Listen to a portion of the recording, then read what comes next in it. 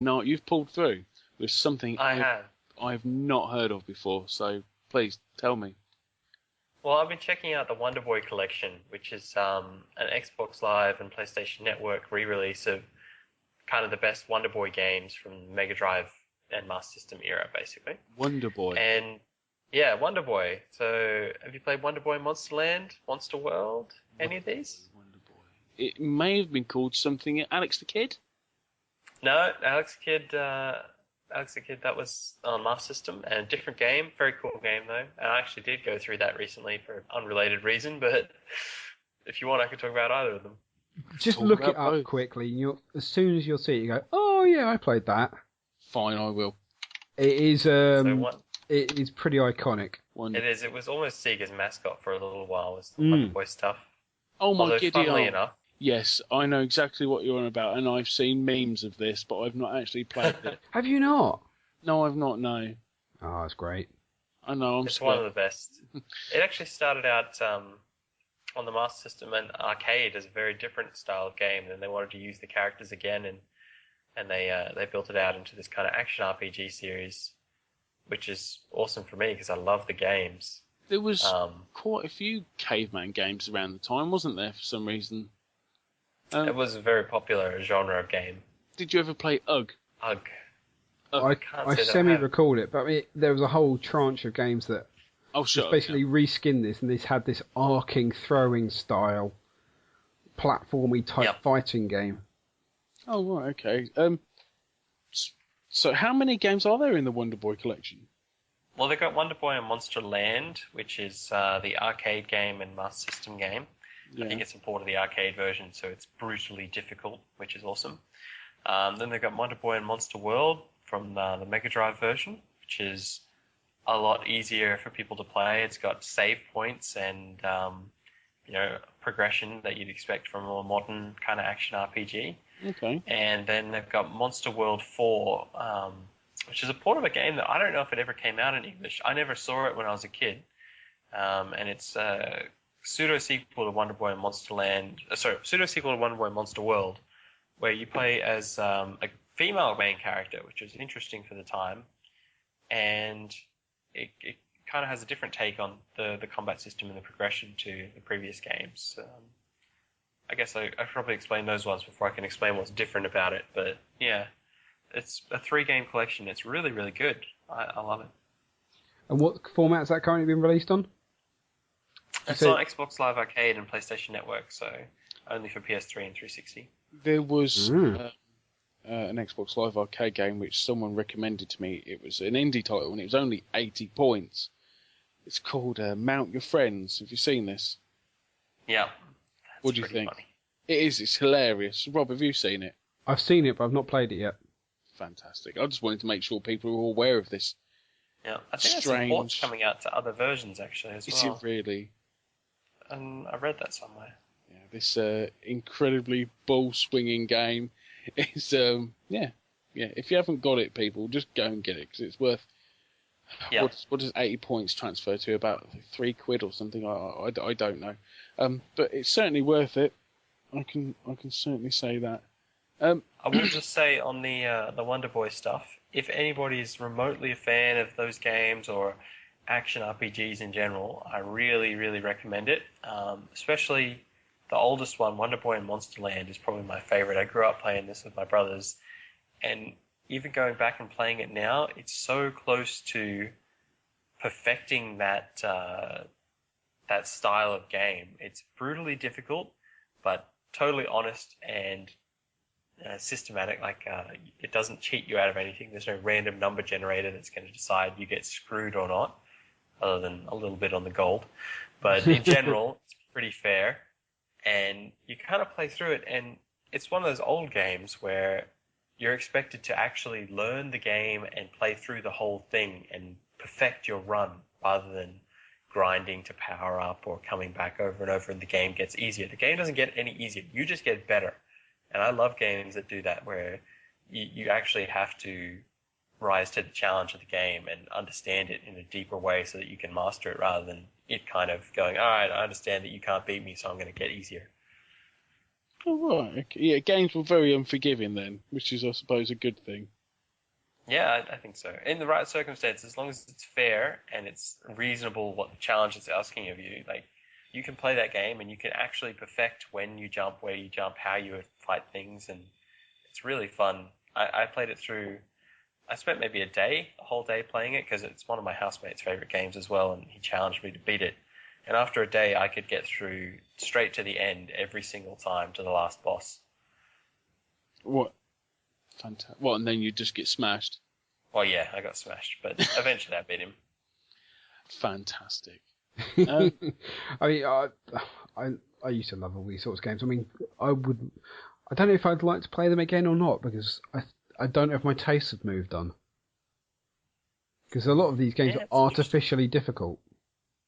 They were. That's what I love about the Wonder Boy games, though, is I really don't get that feeling with Monsterland. And Monster World and Monster World 4 are both more modern games, so they've got a save system, an upgrade system, and grinding for money to buy better armor and better weapons and things like that. So those games you kind of power through. I don't know if I've got games that I'd go back to thinking, how the hell did I finish this first time round? Oh, it'll happen. It's bound to happen. Yeah, there's certain games you think, I don't know how I beat this. I mean, I wonder if it would be like if I played Super Ghouls and Ghosts or Fight, Street Rage 2. You wouldn't like it. No. Have you played the Ghouls and Ghosts PSP game that came out? Like, you can get it for your Vita, I think. No, not yet. I've still got lots of stuff to go through. It is brutal. I can't make it past, I think it's the third area. Oh, the original game is pretty brutal. Oh, this is what I'm looking forward to, the Chaos Engine being re-released. Yeah. I had this on my antiquated computer that was an Atari 520 STFM, and that had Ghouls and Ghosts on like 3 floppies, and this was just, I mean, you got your armor and then you were just in your underpants. And for some reason, I was just lobbing javelins everywhere. It was insane. It was just insane. I honestly thought I was a crap gamer, but since I'm hearing everyone say it was just mind-numbingly hard anyway, then I'm starting to feel better about myself. Put it that way.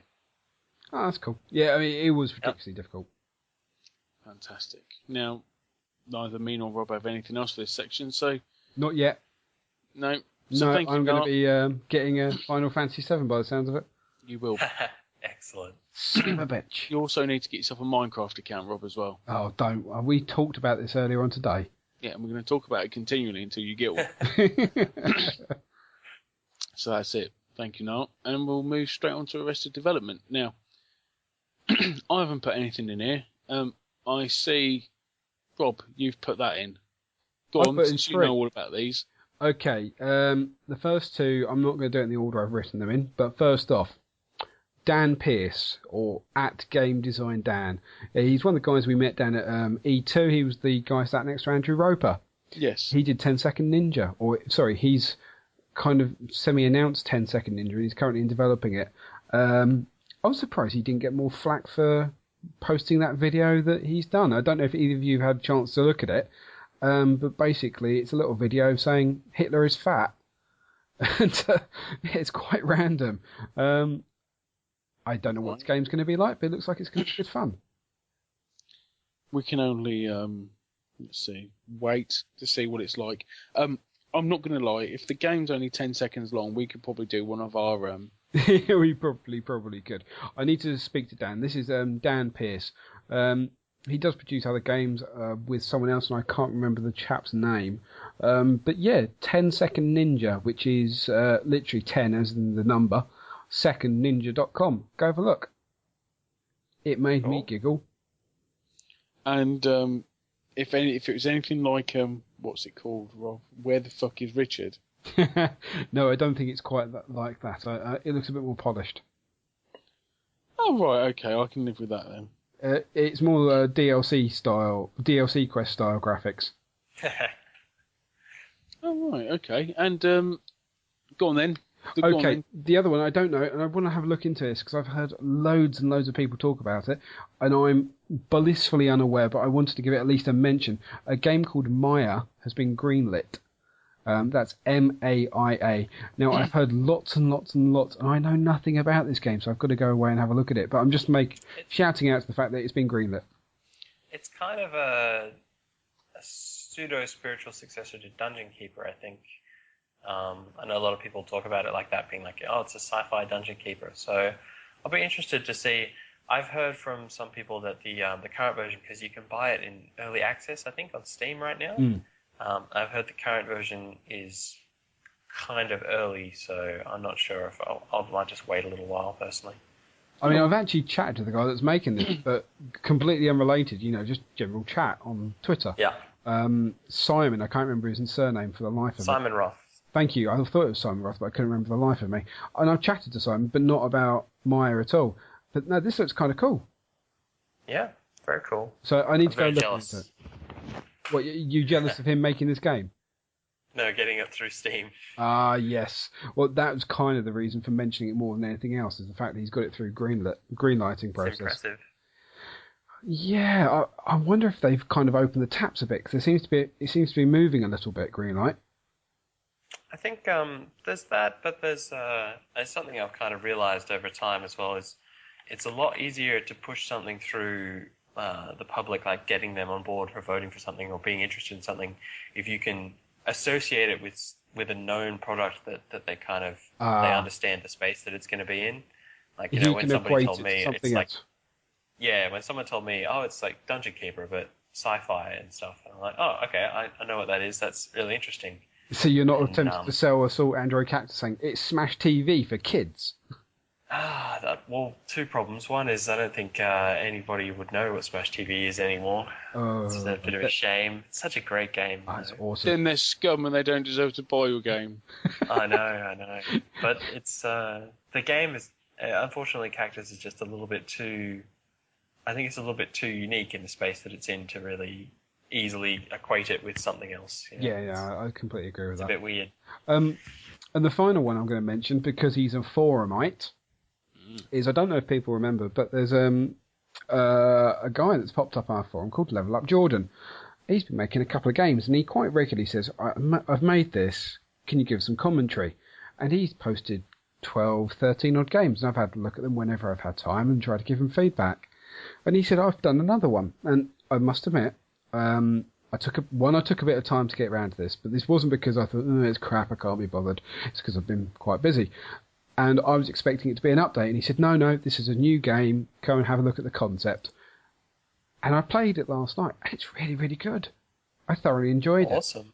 It's a player versus player game. There's 3 game modes that he's created, but it's actually a functional AI he's generated in this game. And what you've got is 2 characters that bomb around a fixed view screen, platform screen, and the idea is one has to jump onto the other's head to score a point or to take a life, and you've got 3 lives, and after the end of 3 lives you've won the round. As simple as that. But the AI in it, it's a right little shit. It keeps on running away. I was having a chat to Jordan this morning, and the only thing I can equate it to, the way I played it, have you ever seen Bridget Jones 2, where Colin Firth and what's the other chap? Hugh Grant have a fight. Don't ask me. And Hugh Grant have a fight, and they end up slapping each other more than punching each other. It's like two grown blokes that want to have a fight, but neither of them quite know how to fight. That's how I played this game. It's like, right, I'm going to jump in it. No, I'm running away. I don't want to get hit. I just kept starting in and out, jumping, and then backing off, and it was brilliant fun. And I only played it for about 20 minutes, but I had a great little time. It'd be really cool to see what it'd be like on multiplayer. Well, as I said, I had a word with Jordan. Well, I say I had a word with Jordan. I had a chat with him on Twitter this morning. I suggested this would be brilliant on GameStick. Oh, yeah. They've started a conversation. Awesome. That's the perfect application of these kind of little mini consoles for me, is these small concepts that you can develop really quickly and get into people's hands. This would be so good with leaderboards and with a good online multiplayer kind of community. It'd be a good little game. And I think it's a game that's got a lot of legs on it. I really, really do. Because it's fun. It's simple. The AI was functional. I had asked him if he could do procedurally generated levels. Have either of you played Gun Monkeys? Chris, I know you've played it briefly with me. I haven't played it, but I've seen it. It felt like a very much toned